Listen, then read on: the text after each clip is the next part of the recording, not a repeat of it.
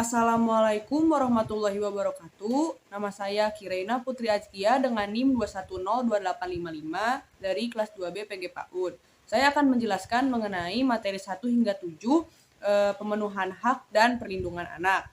Nah, sejarah hak asasi manusia atau pelanggaran hak asasi manusia terkhususnya untuk anak-anak. Nah, sebelumnya ini HAM ini bisa muncul dan bertahan hingga kini itu karena sebuah perjuangan manusia dalam mempertahankan hakikat dan martabat serta harga dirinya dalam melawan penguasa tirani yang sewenang-wenang.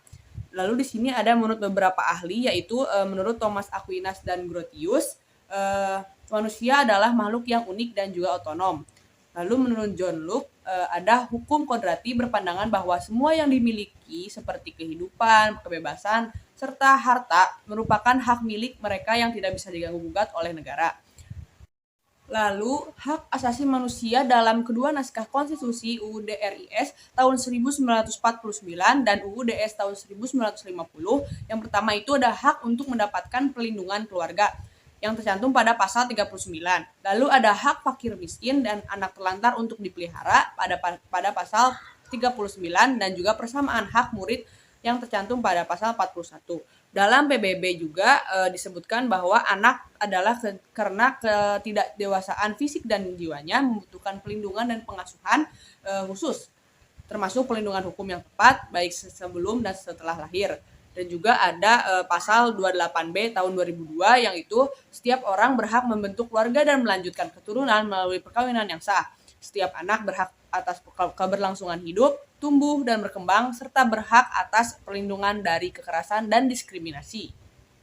Yang selanjutnya itu ada Undang-Undang Nomor 23 Tahun 2002 yang dikonversi menjadi Undang-Undang Nomor 35 Tahun 2014.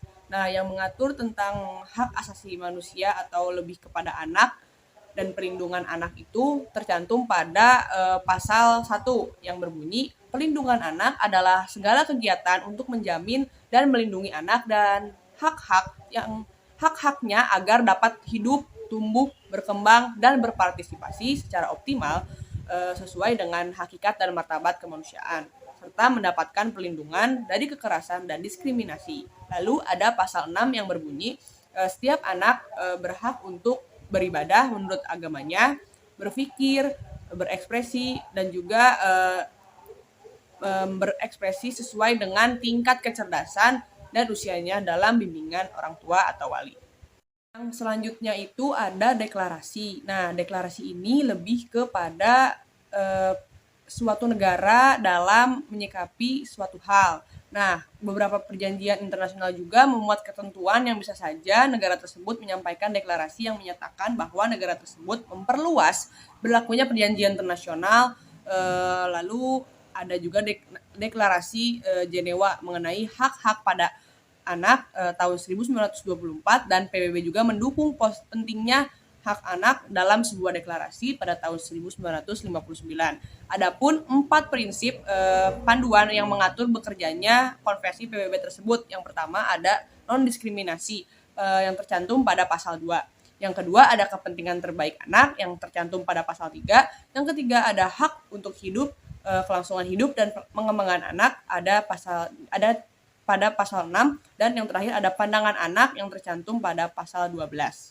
Lalu di sini juga ada setiap negara harus memiliki institusi hak asasi manusia yang independen dan juga khusus gitu, institusinya khusus untuk anak-anak karena agar bisa memfokuskan lagi kepada masalah-masalah yang dialami oleh anak dan juga bisa lebih diperhatikan.